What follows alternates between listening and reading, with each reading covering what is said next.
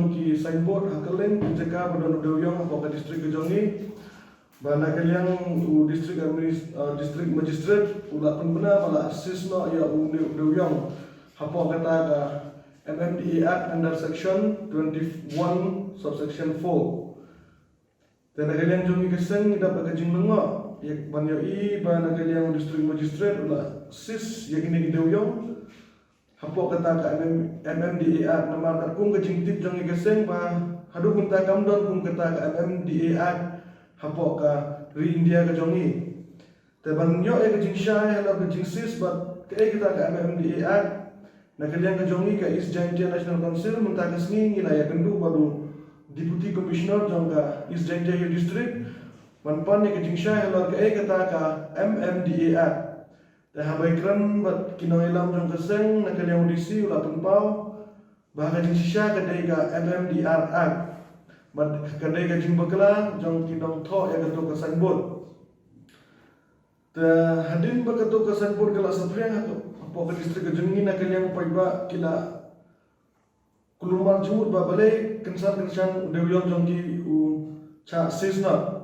Tabang ipan ni kajing syai nak kaliang audisi ulah keren syai. Ban sis yang ni Dewyong lah beta daka state government daka MDA government hadin bagi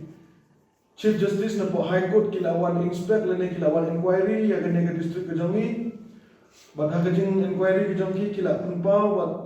ba kisuba ba uneu Dewyong badon uneu tau Dewyong ubami na kita ki illegal mining. Tadi yang halar kini kenong rim pada kalian ke state government kehaban sisno yang ini ki Dewyong. Tah aku bepat kalian. Na kalian jongi keseng haden bangila ya yang ini ki jing apa ke distrik. Handai ke bapen si bat ke bapen pula yang ikut keseng kalong ba kini ki beriu ki bar jela ki ba napo Asam nanti napo lower Assam military side. Lengba ke jing ya dei ke jongki bar kita ki katukan ne ki beriu ki bakam ya dei kita ki high level. Upai ba udan hapre ke jing jinjar ke jing ke bakrau ba Dewyong jongki ula cha sisna apa ke sorkar andre ke baslo nungwa balong ba kini ki barjela rengkat ke jing dei ba kini ki high level kila penyat bean ya Dewyong. Nang ne napo distrik Kejongi shot po Malidor. Handrai ke jins no pula kalong ba hato kene ke jinsis ya Dewyong ke datang ya kiri-kiriana kalong sularsar ya baro ya kita ke high level na